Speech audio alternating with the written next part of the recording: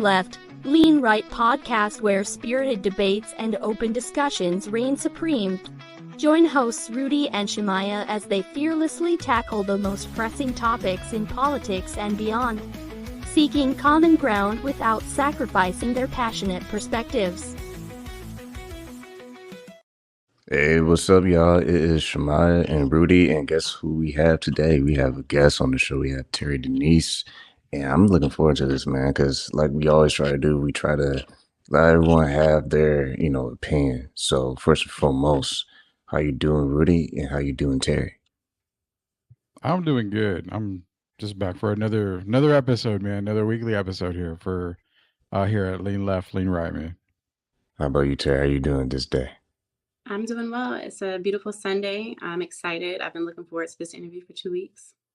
I appreciate you coming on. So before we even jump into it, man, for the audience, kind of share with us anything you want to, share before we start, a little bit about yourself. Yeah, of course. So my name is Teri Denise. I currently live in Atlanta. I'm a full-time flight attendant, but in my off time, I'm very much invested in political views. I'm a songwriter. I have a background in doing music with Shemaiah, so that's our history. But I'm an avid writer, and I am very much interested in this election, and I've been tracking every day. Man, appreciate you sharing that with the audience. So, without further ado, let's get into the hot topic. Everyone's talking about voting. Everyone's talking about the economy. Everyone's talking about this and that. Rudy, we had some fun times on the show so far, man. What do you think the turnout might be for people voting in this election season? You think we might see a massive increase of people being involved? I think a massive increase. I don't know. I mean, we saw a lot of good voter turnout for the previous election. You might see more voters actually turning out. Got to keep in mind, a lot of people turned voting age, within the year. So you're going to see more voters coming out to the polls and the casting their votes. So I think voter turnout's going to be really, really big. I think this election coming around, you're seeing a lot of people just start discussing more of both sides, whether it's Kamala's side or Trump's side. They're getting into the topics, they're debating it a lot closer. So I think because it's being it's being publicized a lot more, whether it be on social media or news media outlets, you're going to see voter turnout probably be a little bit higher this time around. What about you, Teri? I mean, you said moments ago that you're based in Atlanta. What are you seeing, what are you hearing in Atlanta? You think there's going to be a lot more people involved this season?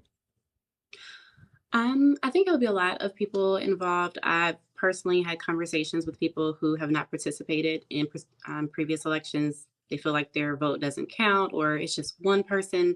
How do I impact, the election just with my one vote?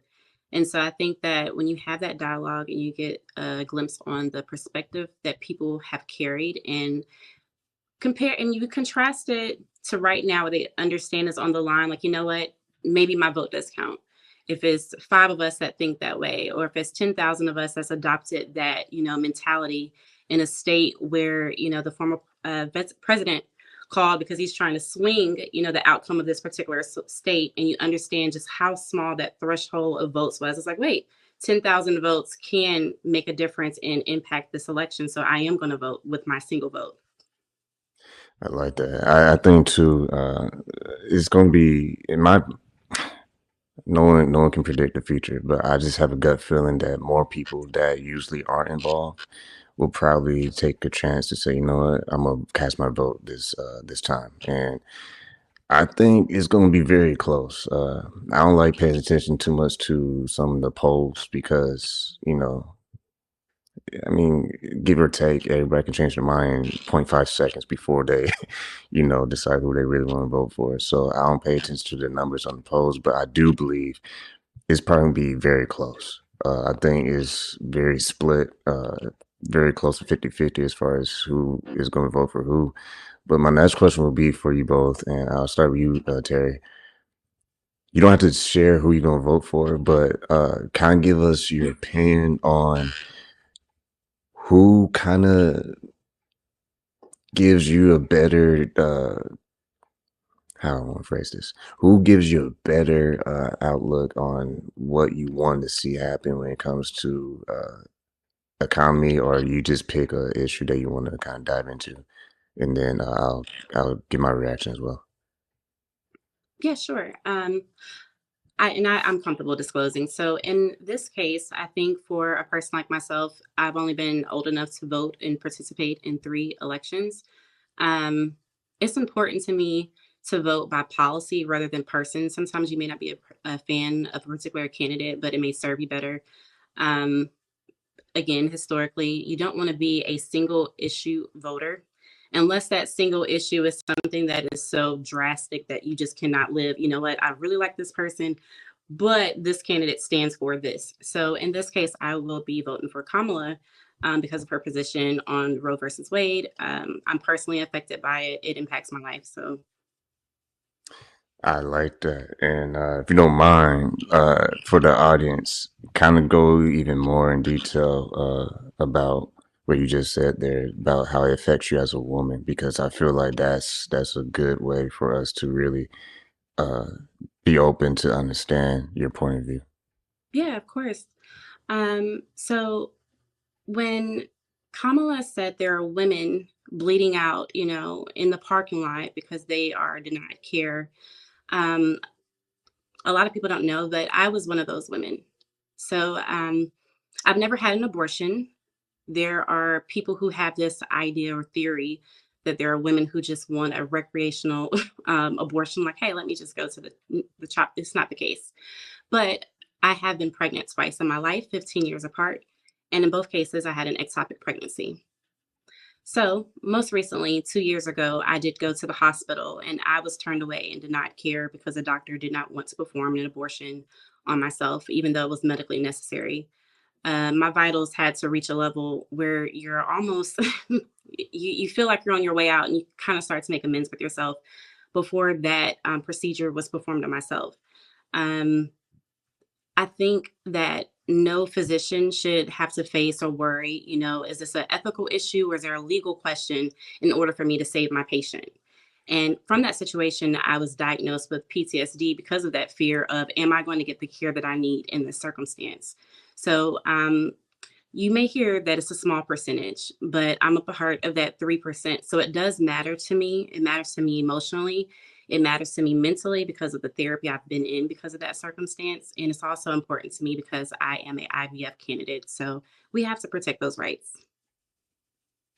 I appreciate you giving that insight from your personal experience. I think that's very important. And that's what I love about this show. We can respectfully have a dialogue that is productive versus like, oh, I'm gonna tell you exactly why I don't like that or I don't agree with that. And I think that's important. So I appreciate you sharing that. I tell Rudy this all the time when we have this conversation about abortion, man. I say, hey, I'm not a woman. My personal belief is I I really have nothing I can really say. And on my show, Refocus, I have been known to interview a lot of people who are pro-life, but I always put a disclaimer in my interviews that I personally believe the right of choice ultimately should be the woman, because as a man, you can't really just say how something will go if you don't even understand from that perspective. So I appreciate, like I said, what you said, because I think that gives more weight to the issue versus a biased approach. Like, well, this is what I believe. Right. Oh, go ahead. Oh, no, I'm sure. It's not, if you make decisions rooted in hate or if you just don't like a person, I think that you lose the objectivity of what you're trying to accomplish. And so in my head, because I fell into that small threshold, not everyone has a platform or has an invitation from someone like yourself to be like, hey, like, I'd like to hear what your experience was. And I think it's important, even in my family, when I say like, what, they don't even know the information I've just shared. It was something difficult to process at the time. And I think that we had a change we clearly had a change in this race right at the end that we haven't seen historically. And when people realize there was an opportunity that, hey, we can win this, there is an opportunity to protect your rights. you do have to get out and vote. I think that goes back to your polling question. Don't look at the polls so much that you get too excited and you think, I don't need to participate. Don't look at the polls too much and think like, oh, there's no way that my candidate will win. I'm not going to participate. I really think that we have a lot on the line. And for myself, who I would like to experience motherhood, I would like to see the results of the election come out with a candidate who's standing in favor of those rights. And whoever that candidate is the person that you should vote for. If you have a different situation that impacts you or your family, I think that you should just look at that policy, and whatever candidate lines up with that policy, go for it. That way you don't feel so convicted about whether it's a woman or is this person, he said this, vote for what will help advance you in your future. I love that. So Rudy, I'm not going to throw you no curveballs, but based on what you're hearing right now, I can hit the curve, so we're not worried about that. I want to ask you, based on what you heard, what do you think about this? Because it's interesting. I've been very clear. I did vote for Trump in 2016, and my reason was all about money and economics and stuff. In 2020, I did swing my vote to Biden. And this election, I'm still not saying who I'm going to go for because I try to stay the neutral zone as far as respecting people's choices. Yeah. But what do you think about all this, man? Because it's very interesting how people have their personal reasons. And I feel like, wow, it's like, wow, you hear that and it's like, okay, I can see that. But then you have your opinion as well. So how are you reacting to all this you're hearing? Yeah, the good thing about Lean Left, Lean Right, the show that you and I are running here, it's basically just down the middle. And I don't think we've ever, come out, because I can personally say I'm probably going till the last second on this. I like to do my due diligence, and as much as you hear about this policy and this right here, this law and all this stuff, I mean, you hear the basics. You got to really, to me, I got to really do the research on it, because it's a vote that, I have a daughter, so it's not a vote that just counts for me. It counts for her too. So because she's not able to vote right now, I've got to look at, the entire perspective of things and the whole outcome. But, one thing on the polls you mentioned, I never look at polls because I don't even know who the hell they're polling, to be honest with you. I mean, it could just be, hey, we're going to click on this random TikTok and, 25 people said this candidate, 45 people said this candidate. Well, we're going to have this person winning this, election right now because that's what they said on TikTok. Well, I don't know who the polls are going to, so I never believe them. And, people that do believe in polls, you just trust your instinct. That's all I got to say. But you're right. It's a great thing. We're here talking to Teri and hearing different sides, different aspects, because, being a guy, you and I being guys, we're never going to experience that part of life at all. I mean, we're never going to experience birth. We won't have to go through the abortion issue outside of, being the guy that might be a part of a woman, who is pregnant, and of course, medical conditions, man. I mean, that's huge. Sometimes it's for medical reasons, things have to happen. And, with Teri, I wanted to ask you on this because you shared your story with us. Is there for you, you mentioned about a recreational side, you mentioned, for medical conditions in your case that you went through. Is that line as thin as people maybe make it seem to be when it's, for the medical or for the recreational side? Because there are women that will say, it's a medical emergency. In reality, it may not be. I don't know how close or how razor thin that line is on this circumstance right here. Sure. Well, I don't think that women are fabricating a medical condition to obtain an abortion. In most cases, it would be the physician informing them that they have a medical condition. So you go to the doctor and maybe your blood pressure is elevated, or maybe you have calcium in your blood. And this is coming from a woman who's not carried a child to full term. So I don't even know all the complications that come with carrying a child. For myself, I've carried for 2 months in my term. And for those who are not familiar, an ectopic pregnancy, That's when the baby doesn't travel completely down the fallopian tube, and it attaches itself there where it normally would do that in the uterus. And your body, you may have heard, like a woman may be pregnant at times in her life and never know that she was with child because her body automatically aborts the baby on its own. But in this case, the baby continues to grow and it has to be surgically removed from the woman's fallopian tubes. In most cases, the fallopian tube is removed completely. And so now she just has one tube.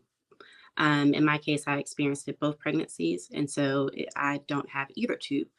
There's no thin line in that circumstance where we're guessing whether there's a medical issue.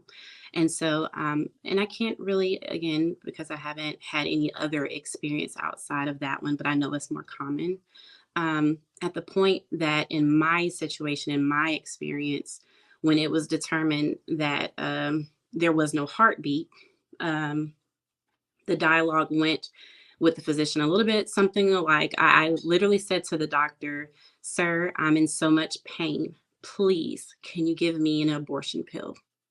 He said, "Nope, there are other complications that could come with that." So here you have a patient who's presented, to an ER. And at that point in time, I'm already losing blood. Now we have a confirmed pregnancy and we have a confirmed pregnancy loss. There are no fetal tones. Even at that point where there was no heartbeat, my physician declined to provide an abortion pill because they felt that there were other complications that come with that. So now we have to explore, what are those complications? Is the doctor hesitant because he doesn't want to, even though at that time, Roe versus Wade had not been reversed. So it would have only been an ethical question. And that doctor prioritized what he felt were other complications over the patient's physical pain and obvious distress, only to determine that, hey, this is actually a tubal pregnancy. We've got to operate on this patient. And in my case, we've got to do it in 30 minutes. I'm legally required to inform you this is life-saving surgery. Mm-hmm. So that just kind of gives you an idea of how great the gravity of the circumstance was in my specific case, that many other women do share, that even at that extreme where it's like, okay, we've got a limited amount of time, we've got 30 minutes. And this is all documented in my chart. So it's not where I'm ever coming to the doctor saying I got a medical condition. It's always the information I'm absorbing from that physician. And even at that point in time in the treatment, there's still hesitation from doctors on how they want to perform or react. And that was, oh, I'm sorry. No, go ahead. I'm sorry. Just to add, and that was before Roe versus Wade was reversed. I cannot imagine what the ER rooms are like if there was no legal question at that time, except for where he stood ethically, how other doctors like him might feel now that there is a legal question. Yeah, I appreciate you sharing that. And, as you can see, the title that I'm noting on the show is The Political Idiot. I really don't, it's weird because I don't do a lot. I do the research, but I'm the kind where I do the cliff notes from back in the day, where I just kind of get the summary on stuff, and I tend not to go. So I literally rely on people to talk to me, present both sides of everything, and I kind of get different aspects. So I appreciate you sharing that with me, because a lot of times you hear about, well, it's a thin line, it's this, it's that, or this could go wrong, or this could happen, or no, that's wrong, this is what could happen. So actually sharing that, I mean, that opens my eyes up a lot more right there for everything. Yeah, sure. I appreciate your question.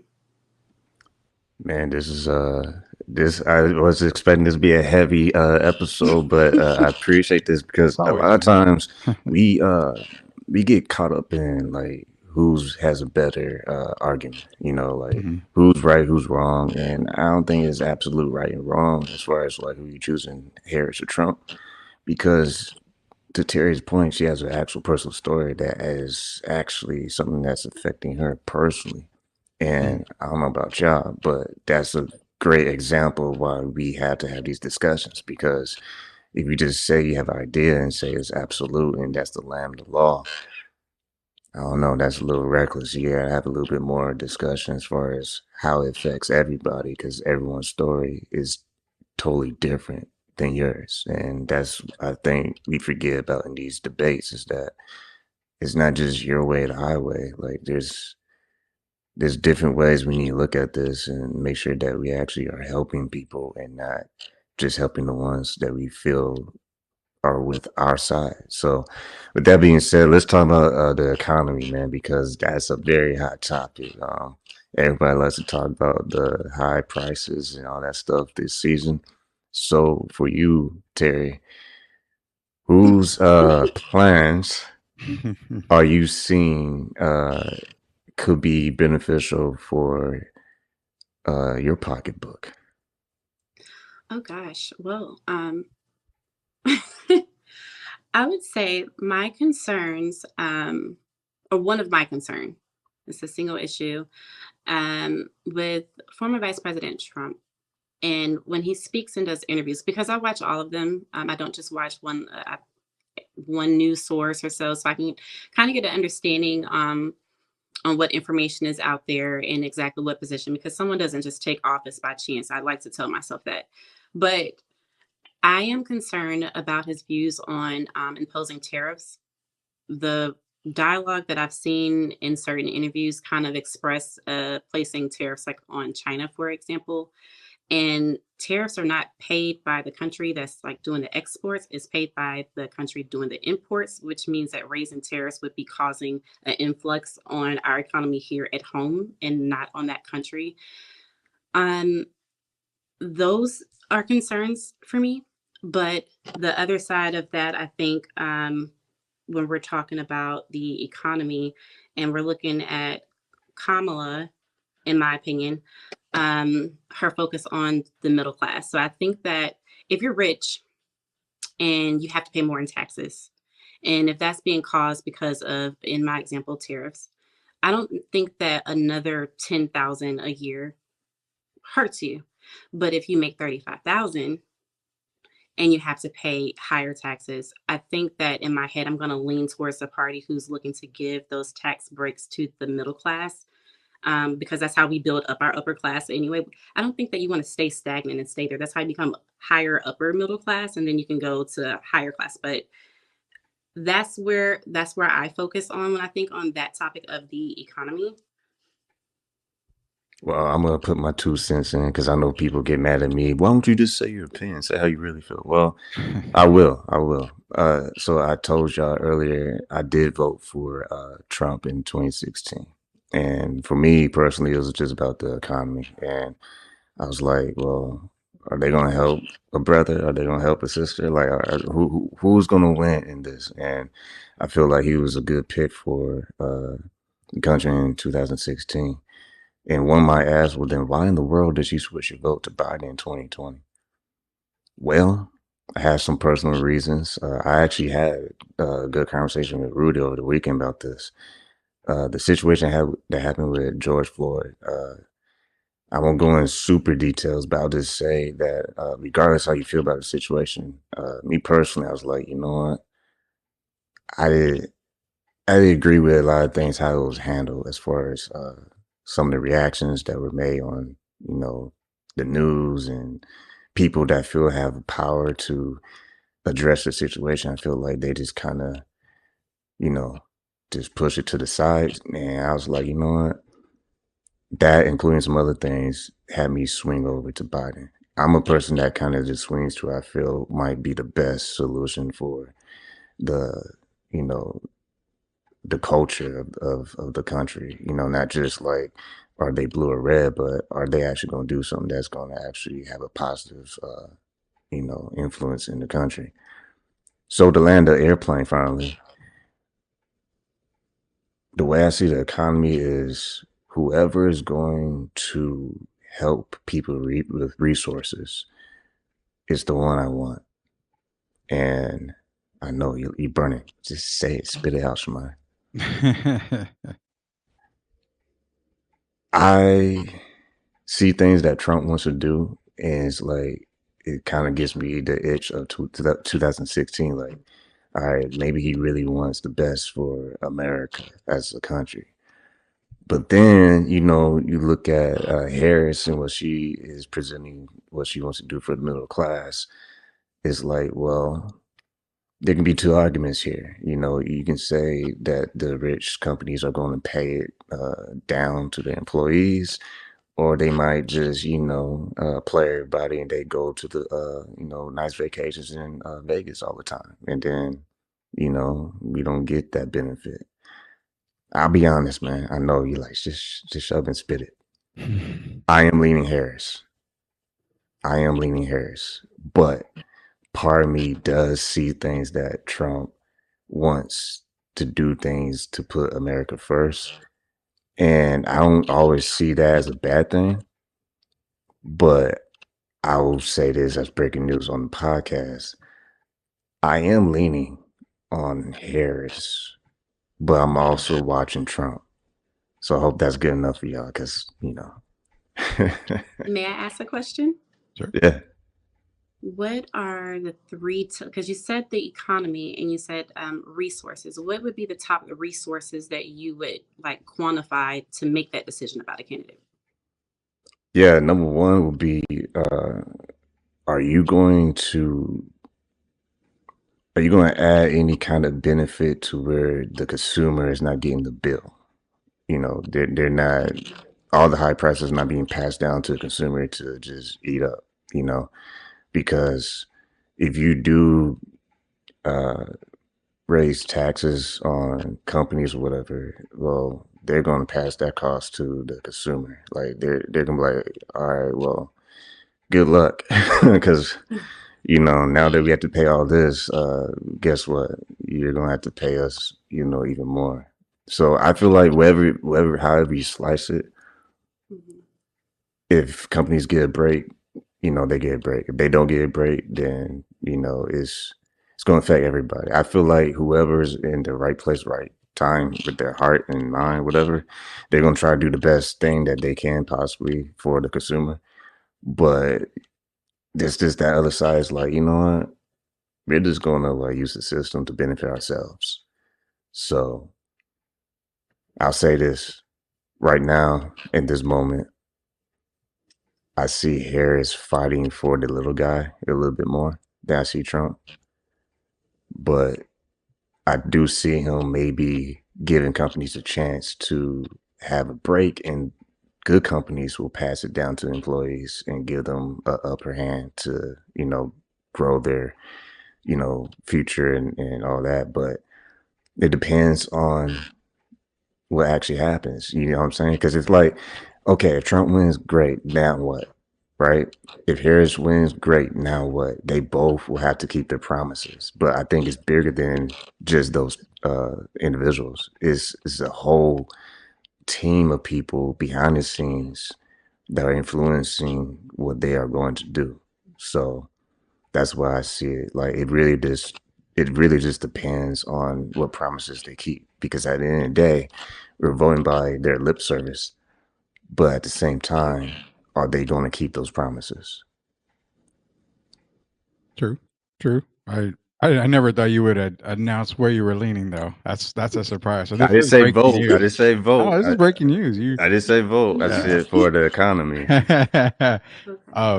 Economy-wise, it's it seems like the economy is the major issue when it comes to any presidency. It's not just in this one. It's just like it gets ballooned in this one because we've seen ups and downs left and right here. So.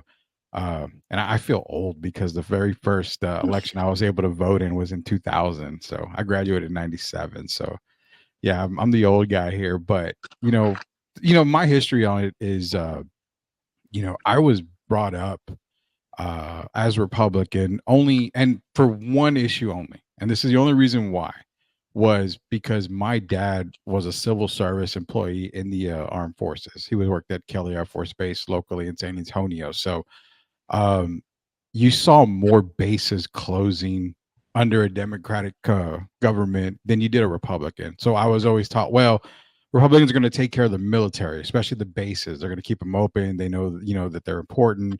And they closed Kelly Air Force Base under Clinton's administration. So, that was a big uproar in San Antonio. So that's the way I was always brought up. But as I grew up more and more, and my brain cells kicked in around 30, 32 when they normally do for me because it takes a long time, I was able to think a little bit more. And, I never I really, honestly, there's past elections I haven't voted. I kind of was like my dad's mentality. Well, if I vote this way, if I vote that way, I'm screwed either way. Just, be nice to me in the end. And whatever.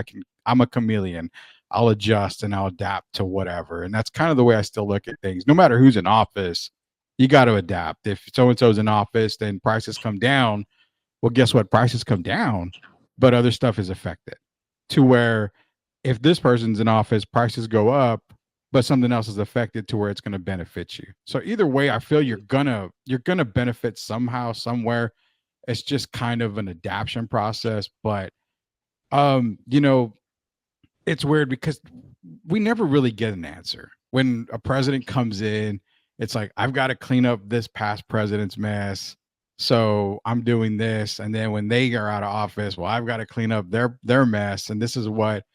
So you hear a lot of, media and reporters talking about, to Kamala and saying, hey, you've had 4 years to clean this up. And now you're talking about cleaning it up in your presidency. Why not now? Why now? Why are you doing this with the economy? Why do you want to do this with the economy? And I mean, do we ever get a straight answer? I don't know. I look at some of the interviews and I'm like, well, okay. But then I look at, when they interview Trump and it's like, well, this is what I plan to do. This is what I want to do. Again, like you said, it's just a matter of, okay, I hear what you're saying, but will it get done? Are you going to get fighting back from, Congress? I mean, a lot of stuff in high school, middle school, guys, we ran elections, man. Oh, I promised to keep, dessert stacked in the snack machine. And I promised that we're going to get soda instead of milk at lunchtime. You make promises, but it's the delivery process. And going to, I think it was Terry that brought about the tariffs here. I truly don't know if he understands the tariff part. I mean, I get it. It's China doesn't pay for it. Germany doesn't pay for it. The people that pay for it are the companies that are importing it, and actually us too. They're not going to pay for it. They're going to say, oh, it's an extra 5,000. Well, we're going to tack on that extra 5,000 to the cost of a car or to this and that. So what I feel the biggest thing that's benefiting for me in the long run is the jobs that are outsourced. Which president is going to bring those jobs back to America, as far as car makers all the way up to call centers? I mean, I understand labor is cheaper overseas. If you go down to Mexico, it's cheaper to make a car in Mexico, but that takes away from our economy, because if you have more jobs in America, people are buying more, prices can steadily just kind of become steady and not, fluctuate up and down, because the jobs are here. You're starting to spend more here. You think about it. If you start drilling and fracking again, in the States area, we saw gas prices come down. And I understand the energy part. I understand that totally. But, until the world becomes fully clear of energy usage, I mean, it's got to happen somewhere. And if you can figure out ways to keep the economy, level, that's the president that I want to see in office. And who can do it at this point? I hear, chatter from both sides. I'm still debating on who can do it. But my thing is, we live in a country. I want to be able to make sure our country is first, because as a parent, our kids are first and everybody else is next. That same thing that I feel with the country. We've got to be first, and then everybody outside of the country, okay, we got you next. That's just my opinion on that economy thing. Yeah, I can see good points on both sides, because like I said earlier, I want to re-emphasize that, and that is, if Harris wins, great. If Trump wins, great. And I know people don't like that say great, and I can feel the rocks hit my face, but that's okay. Because my point is, whoever wins, they have to prove to the American people that they hold the American people's best interests. And that's going to be pressure on either one, whoever wins. So that's my take on that. As far as who I think I'm going to vote for this season, I have not shared that. I did share, I lean closer to Harris on the economy, but it's more than economy that's at stake here. I'm going to just be like, I'm going to keep that secret. I might reveal it after my vote. But I will just say this, though. If Trump wins, I hope he is successful, because the country needs that, right? If Harris wins, I hope she is successful. because at the end of the day, that's what the country needs. And I know people hate that answer, but I just feel like that's the way I, feel about politics. I can care less personally who wins. That's why my history shows that I voted for Democratic and Republican. I voted for Obama both terms. I voted for Trump, and then I voted for Biden. This one's gonna be a cliffhanger. You got to stay tuned to the podcast who I voting for. But You know, I don't want to cut you off here, but you made a good point a second ago when you said great if Trump wins, great if Harris wins. I don't know if we can all agree with this, and everybody that listens to the show, we appreciate you listening. But if you agree with this, let us know. Is it more in the sense of if Trump wins, great, if Harris wins, great, but the underlying factor is I hope they surround themselves with better cabinet people and better supporting Absolutely. cast than the whole presidency. Because 2016, Trump will openly admit, hey, I did a pretty bad job selecting people around me. If I win this time, it's going to be totally different. That's already come out. That he's already admitted to that.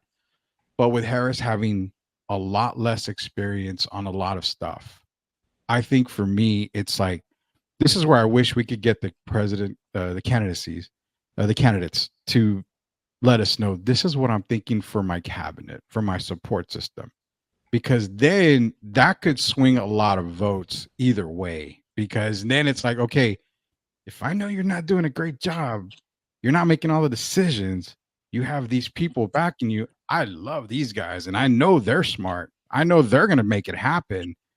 Okay. I don't know why we don't ever get the support system, the branches, the tree Track that. branches off that. Yeah, I can't say like the family history thing, but I mean just just the whole branches of support is what I would love to see one year. I like that. I'll ask you, Terry, what you think about that, because I'll say it real fast in 10 seconds. I actually love that idea.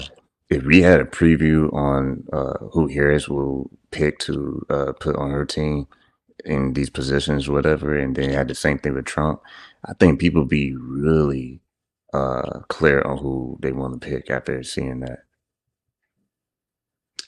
I would agree. I love that transparency. It makes us consider in hindsight if we had a glance at who would be in the cabinet for former President Trump at the time before he earned the presidency, then like you said, that could have swung that decision then, and has a potential to do the same for us now in 2024.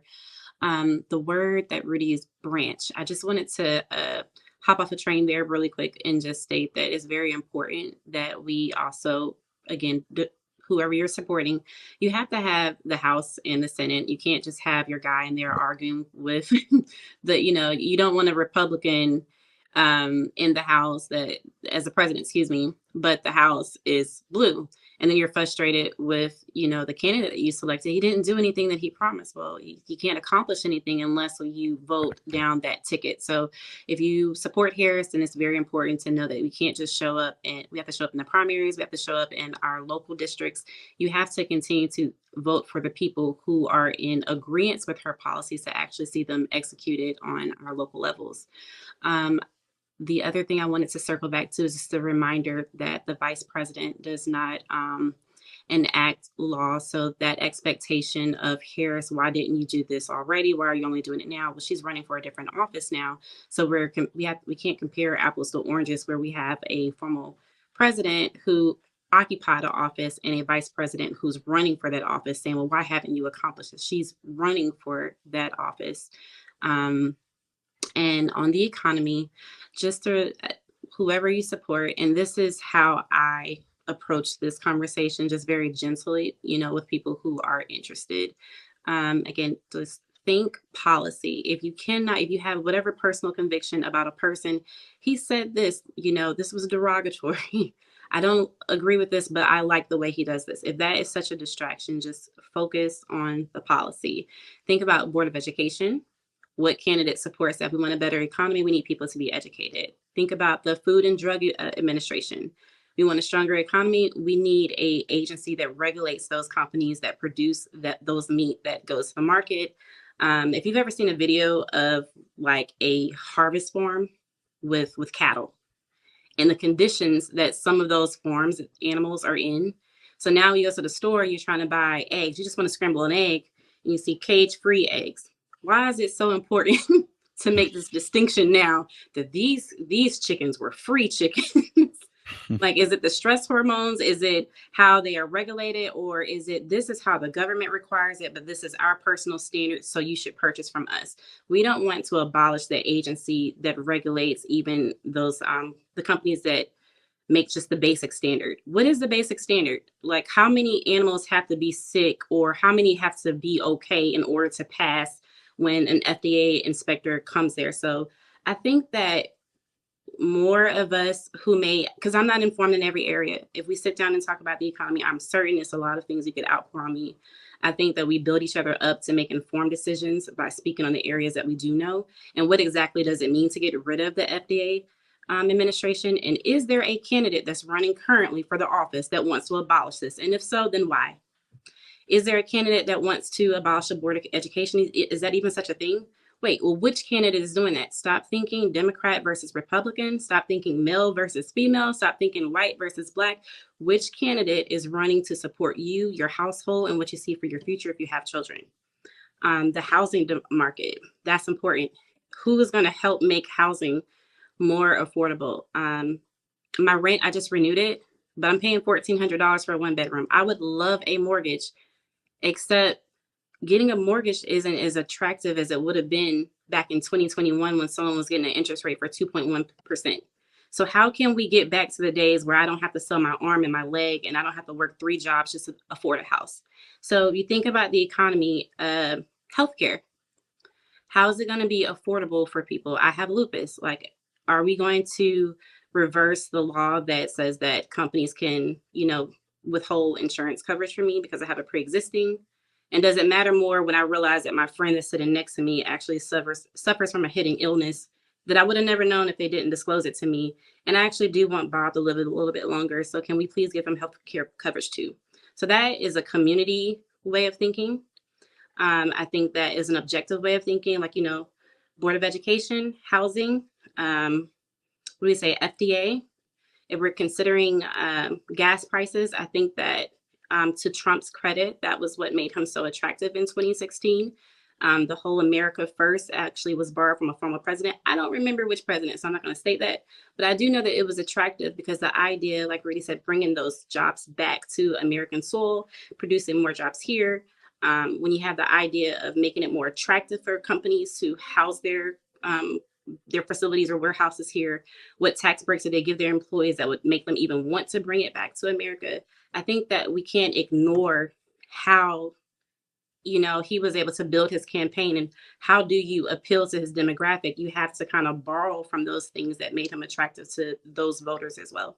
And that's my parting piece. Yeah, I liked all that, and it's great for conversation. The housing market is kind of a crazy one because I know a lot of people are excited with Tara saying $25,000 for first time home buyers. That's been the biggest thing there. And as someone who works in the housing market, I work in there, not per se selling the houses, but I do some of the construction side of it.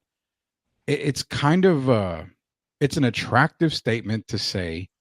I think there's got to be a lot more regulations to that $25,000 than just saying a first time home buyer, because we saw that housing market crash where people were getting 5-6 houses under their name and just not paying the mortgage. That was what killed the market right there. So then you had banks bailing out, bigger banks, and government bailing out banks. So it was kind of just a whole S show for there. But I love that you give hope to first time home buyers, because my wife and I are like that. We're first time home buyers, and it gives hope, and it's great. But I want to know, is it going to be a little bit tougher than just being a first time home buyer? Because if we start building massive homes again and a good amount of tract homes and they're not selling, then we go back into, another crash type per se. So again, being, like I said, the political idiot, I have no idea if that's the mindset of what people are thinking. that's for me on the housing part. I want to get interest rates lower again. I'd love to get a lower interest rate, because you're right. I don't want to, I have to work for Shemaiah, man, and give him all the free content so I can, make a living here. But I would love the housing type thing. It's just more clarification on it. I just don't want to have people buying homes left and right, and then, a year later they can't afford it because, yeah, I've got a house, but the economy isn't paying me what I'm expecting to make to pay for that house. So that's where it comes back to balance. If we get a president that's in there that can balance everything, you got a house, awesome. Well, because you got a house, your pay's here, it it meets eye to eye. And that includes, hey, you can get your groceries now. You can do this, you can do that. It seems like the focus is on one here while it's here, and I want to kind of balance it out eventually. But I love all the points you brought up. The FDA thing about the eggs. I I look at it more as a marketing tactic. I mean, you have PETA and all these other people that talk about, free this and free that. Well, hey, this is not a cow. Even though it was a cow, it's not a cow. It's fake cow, but I'm going to sell it as this, or, like cage-free eggs. Well, I really don't know what that means, but hell, if it appears to this group, I'm going to sell cage-free eggs to this group and make my money just because I put a sticker. So I think a lot of it is marketing on that sense. But that was a lot of great topics you brought up there. A lot of great points. Last thing. Oh, go ahead, Terry. I'm sorry. Did you see the recall recently with the meat? I think I did. Yeah, I think I Okay. did. When I saw that, the first thing I thought was, if we had no company that regulated this, then who would do the recall, and how many children would consume this? Like, how many school lunches would this end up in, Yeah. or just your refrigerator? And you wouldn't know if God forbid, had a sudden illness, from that. And then, but you said you're a contractor in that world. And this is my last question. I promise I won't pitch anything else, Shemaiah. Oh, ask as much as you need to. But on that rabbit hole, how do you personally feel when you see the companies that come into these areas and they either buy up a large sum of property, which makes it difficult for people to purchase homes in that area, and they only do them as leases? Do you have an opinion on that? So I'll be honest. My opinion on the moving towards, buying up land and building a lot of houses, I don't really like it that they do that, because they buy, X number of acres and they figure, okay, this is going to be a 10-year project. We're putting, 800 houses on this project. Well, I love the forecast of it, but they want to get those 800 houses in that time frame. Well, I don't like it, because a lot of the places that they're looking for are agricultural areas. So farmers that are getting out of the farming business, or are being forced to relocate a farm, or better yet, sell that part of their farm to an even bigger farm. And then that land becomes residential land, or commercial land, or something. So as far as buying up the land and building, I really wish it would take a backseat to a lot of stuff, because I mean, in San Antonio, where houses are going up left and right, everybody wants to come here for whatever reason. We can't get an NBA free agent to come to the Spurs, a big name, but we can get everybody to move down here to San Antonio to buy houses and stuff. So I think it's more of I would like to see it just slow down a little bit, and yeah, it would help the economy. In my opinion, it would help our economy slow down a little bit, because again, a lot of people get into houses, even the leasing part, people that are buying houses to lease them out. Yeah, it's attractive, but guess what? The mortgage, it's probably going to go up. People don't understand the taxes behind stuff. Hey, you know what? Your property taxes are going to go up. Guess what? Mhm. If you don't pay that property tax when you need to, then it gets tacked onto your mortgage. So, hey, my $2,000 mortgage, well, all of a sudden it's $2,800 a month. How did it go up $800? Well, taxes on the property went up. So you're going to have to eat it, since you didn't pay that property tax ahead of time. So I feel like it needs to kind of hold back a little bit. But the question that you asked about, buying it for the leasing and all, I really don't like it, to be honest with you, for those reasons. It's too hard to understand everything behind the scenes. I can pitch you $1,000 a month rent, but what you don't read is that tiny fine print at the bottom says, "Hey, when the property taxes go up, it's now $1,800, and you can't do anything about it because you signed the lease or Mm, you signed up for 30 years." So that's what I would like to see it kind of scale back a little bit. okay. Thank you for that. Y'all see how complicated this is now? Like it's not just a face contest. Like if Harris wins, we're all happy, and Trump wins, we're all happy. I guarantee you, it's gonna be something that someone doesn't like by either one of them. So we don't need to go any further because we kind of did our justice here. But if I dare to talk about the border, oh my god. I'm gonna be real. I'm gonna be transparent because y'all heard me say in 16 I voted for Trump. It was also had nothing to do with the kind of people that were coming, to the border. Okay, because I feel like if you are trying to escape something that is not good for you and your family, America should have their arms open for you to receive you, and as long as you come, through the process. I'm 100% okay with that. I have nothing against that at all. But I feel the rocks getting ready to throw at me. There are some cases where you might want to pay attention who is coming. And I know that's go down the rabbit hole in that thought, but I feel when it comes to the border, yes, people trying to escape for a better place, for a better American dream. Yes, come, please come. We need good people, who want to contribute to America project, an idea of what America is about. I'm all for that.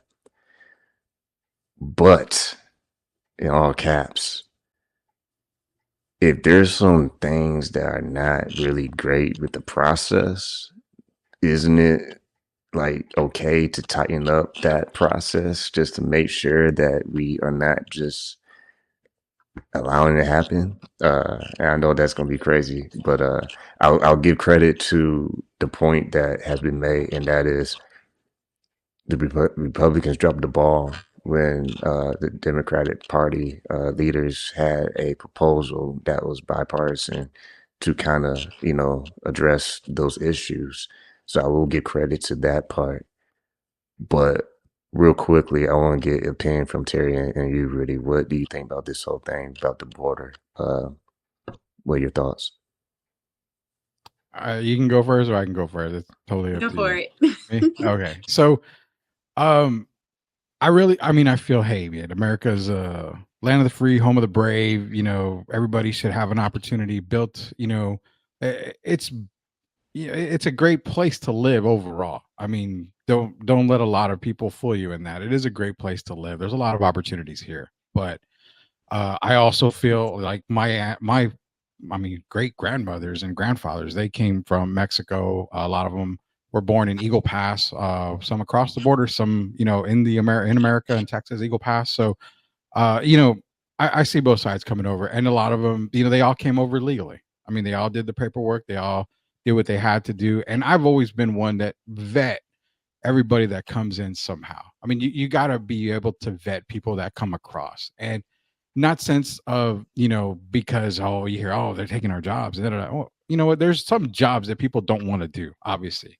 And there's jobs that people will do. I totally understand. That's what I'm not going to do, man. I'm not going to lie to you. I'm not going to do certain things. That's just my mentality. But, um, you also have to make sure who's coming over is, it has America on their mind and understands, you're in our country, you're going to be a citizen, you know, we don't want you doing this and this and this, obviously, because currently Americans would get in trouble for it too if you do that. I mean, you got to hold everybody to the same standards. And as far as border control goes, I was reading stuff and I talked to a couple of people and they kind of both said the same thing, but I don't know how true it is. And that's the border wall wasn't necessarily an idea to keep everybody like out and banging on the wall to come into America.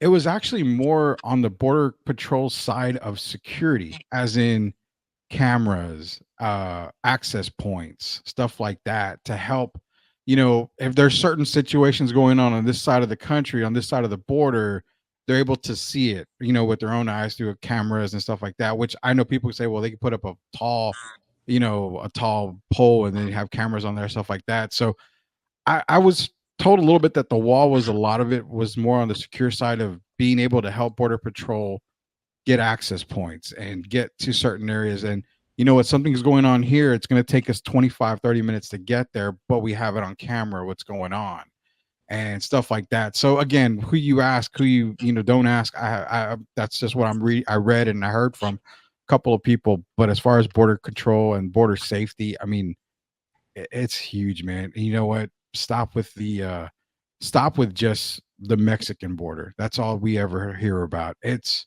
America's just more than Mexico border right there. You've got the Canadian border. You've got our ports on the East Coast. I mean, the entire country is surrounded by a border. So if you're going to protect one area and talk about one area, you got to protect everything else. Canada never really, knock on wood, is a threat, but the threat is still there because it's so loosely based between Canada and the United States.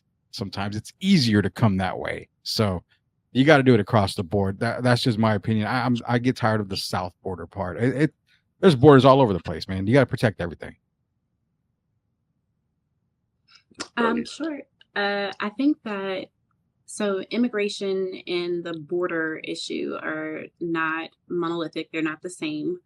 I think that the border played on fear mongering in a way with this idea of just hundreds of, criminals coming. You're in Texas, so I guess you would see them coming out your back, window. They're just running into the country while it in a rampant place and no one knows where they are. And that's not the case. Most when we say undocumented immigrants that are here, may be people who came initially on a work visa that's expired. So to my understanding and from what I've researched is that it's more people that came into the country that didn't leave at the time that those visas ended. Then we actually have people, running across the desert coming on in from Mexico.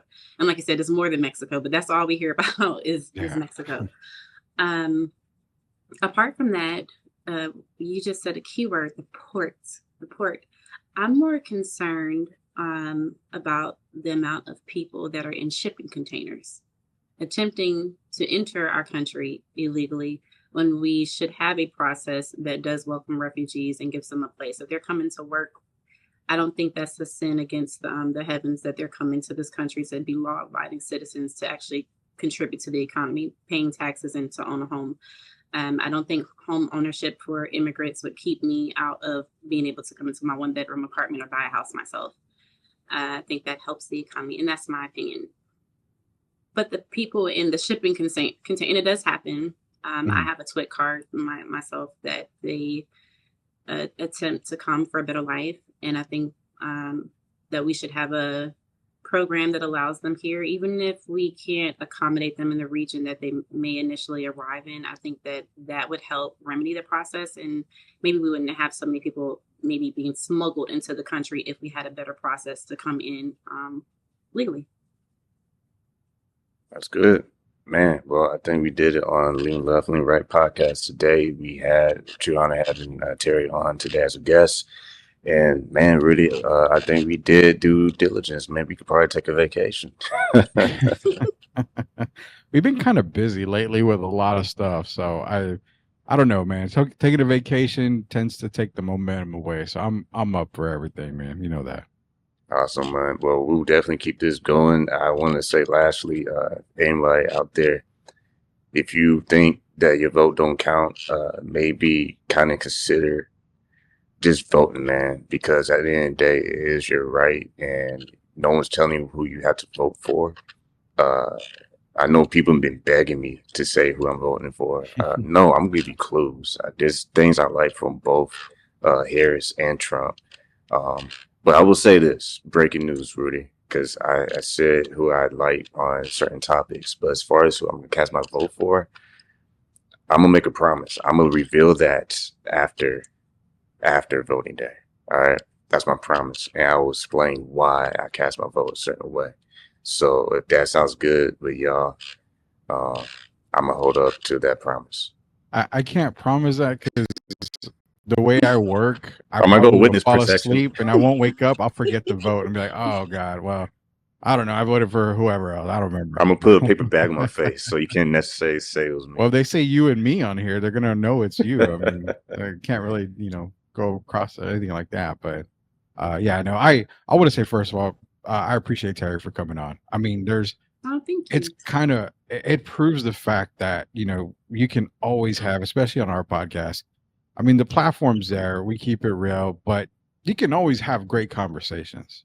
There's never any hatred or anything like that for anybody that's a guest on the show. And we're showing it by having Teri on. And again, humbled and blessed to have you on the show with us. And as always, the door is always welcome. Thank you so much for that. I enjoyed it. I think this came from a post or so that Shemaiah shared a couple weeks back. And I was there in the comment section. I appreciate that. That's what it's about. So once again, listen to Lean Left, Lean Right podcast with Rudy and myself and our guest today, Teri. Like always, y'all have a good one. All right.